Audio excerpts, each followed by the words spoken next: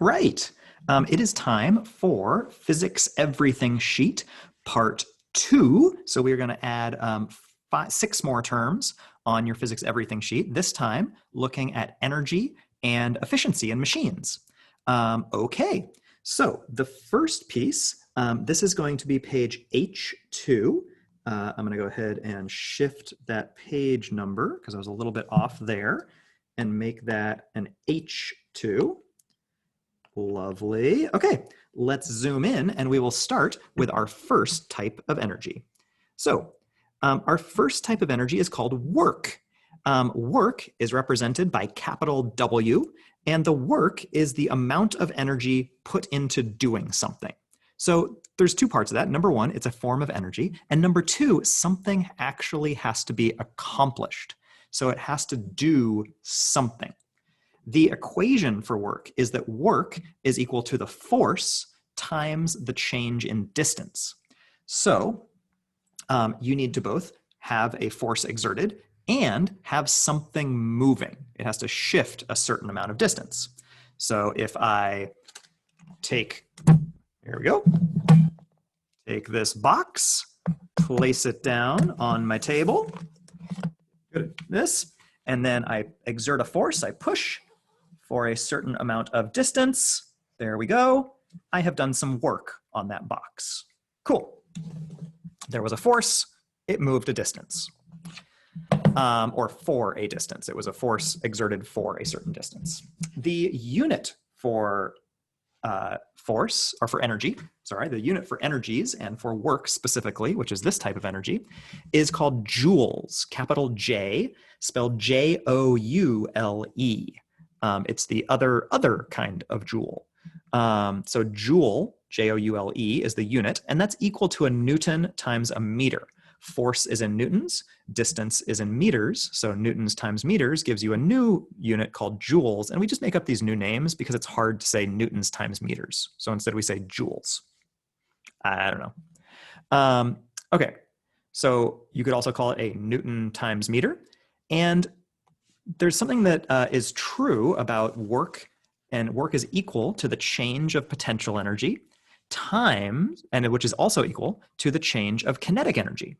Okay? So then the last note there I put is if there's no distance or no movement, then there is no work. So let's do a little sample example. Sample example, what's your sample? I don't know. All right, so I'm gonna set myself up here. And behind me, I have a wall. Okay, there you go. So behind me, I have a wall. I am going to push on the wall as hard as I can. You ready?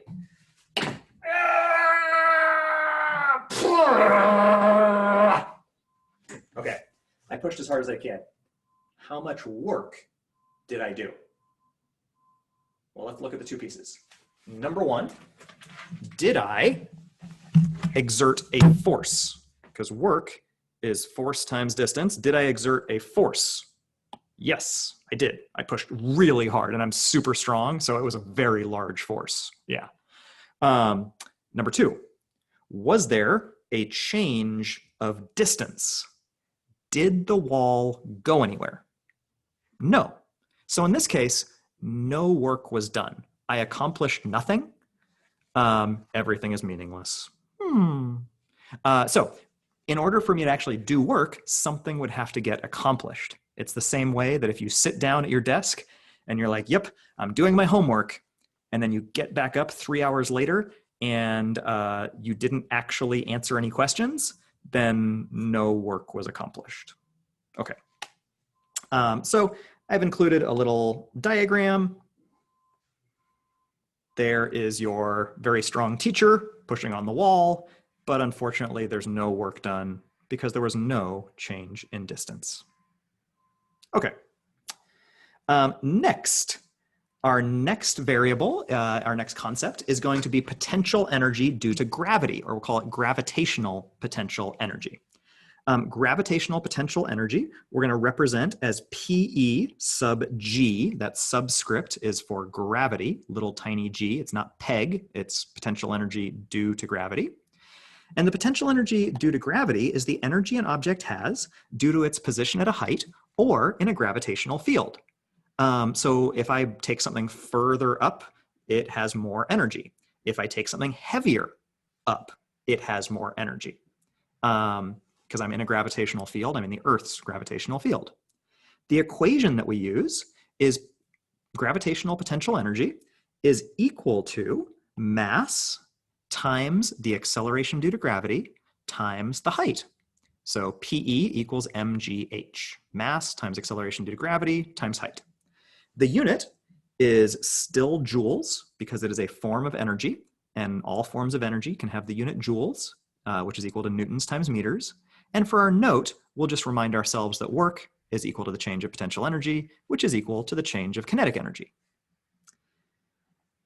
Our third type of energy is going to be kinetic energy, or KE. Kinetic energy is energy due to motion. So if something is moving, it has some energy, and we call that type of energy kinetic energy. Kinetic energy we can calculate using the equation 1/2 mv squared. So 1/2 times the mass of the object times its velocity squared. So larger objects are going to have more kinetic energy, and faster objects are going to have way more kinetic energy. Which factor do you think matters more, the mass or the velocity?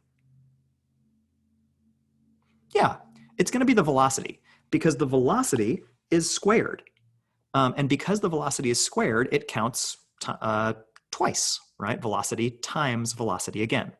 So the velocity is to the power of 2, the mass is just to the power of 1, so the velocity is going to be the bigger factor there. So take the velocity, multiply it by itself, multiply by the mass, times 1/2 or divide by 2, and there you got your kinetic energy in joules. So the unit there is still joules. And as a note, once again, work is equal to the change of potential energy, which is equal to the change of kinetic energy. Okay, now I am going to ask you to please stand up. Okay, everybody go ahead, stand yourself up. I'm going to try to shift so you can see me a little bit. All right, and I'd like you to take your pen or pencil. Everybody got their pen or pencil? Okay, now go ahead and drop your pen or pencil on the ground. Is your pen or pencil now sitting on the ground? Mine is. There it is. Okay. Now, with your pen or pencil on the ground, I want you to grab it, pick it up, and as you pick it up, I want you to say, work, because as you are pulling the pencil up, you are exerting a force for a certain distance. The distance would be your height plus as high as you can reach. There it is. That's as high as I can reach. So I've done work up to the top. Now that it's up high, what kind of energy does it have? It has energy because it's at a height. So that's potential energy. So once I get it up to the top, work, potential energy. Then if I drop it right before it hits the ground, what kind of energy is it going to have? It's going to be moving, so it's going to have kinetic energy. So I'll drop it, kinetic energy. Then I'll pick it back up. Work. You do it too. Go ahead. Go on. Potential energy. Kinetic energy.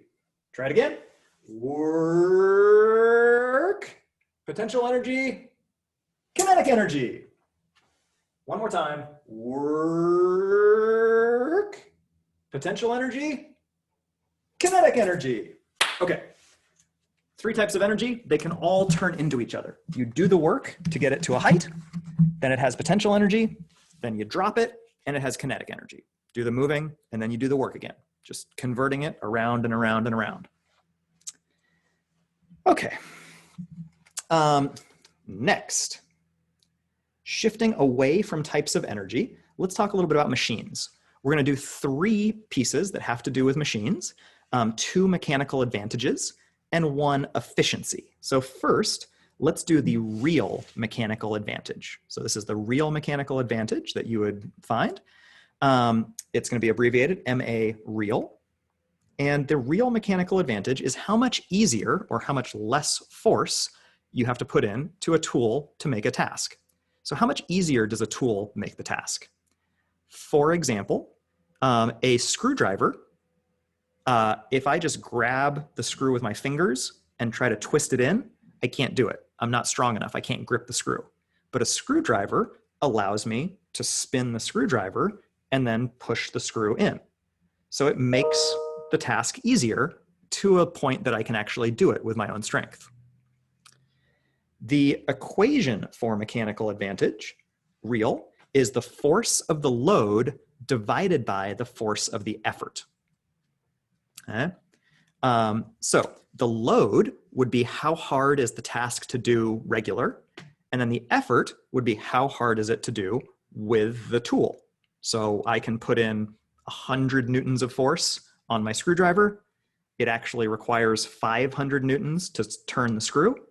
So 500 divided by 100 is a ratio of 5 times easier. The screwdriver is making driving that screw 5 times easier for me. Okay, because it's a ratio, the units on top, it would be force divided by force, or newtons divided by newtons. And if I do newtons divided by newtons, I end up with no unit, or 1, right? So my ratio is really like times easier, it'd be my unit. The screwdriver makes it 5 times easier. So not a traditional unit, it would be more like how much easier. All right. Great, and I'll save those notes for a little bit later. The other one is called ideal mechanical advantage. Ideal mechanical advantage, or MA ideal, is how much further or how much more distance you have to push due to using a tool. So if I make the task easier, I'm making it easier because I have to push it a further distance. In my screwdriver example, I'm okay with, instead of pushing it in the tiny little circle, right? That's a very small amount of distance for me to push. I'll push it in a bigger circle, and I don't have any problem pushing that extra distance.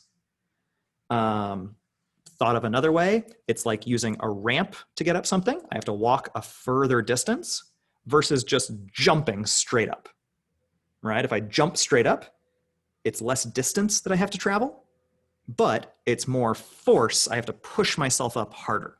So a ramp can indicate less force, right? I can just walk slowly or push a wheelchair up slowly, instead of having to pick the whole wheelchair up and put it up the step.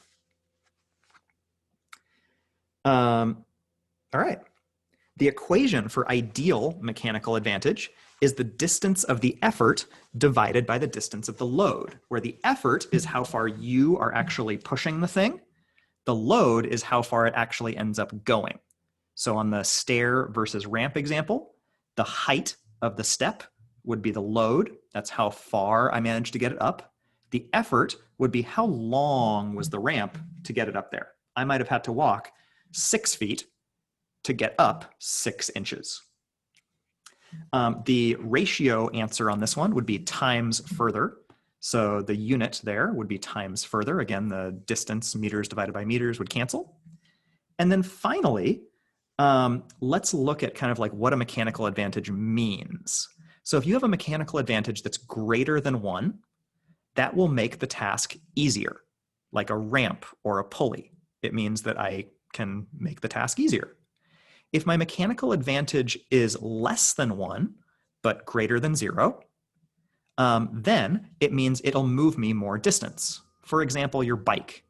You push your feet around a pretty small circle, like this, but your bike tire goes around a big circle, so it lets you go further, faster.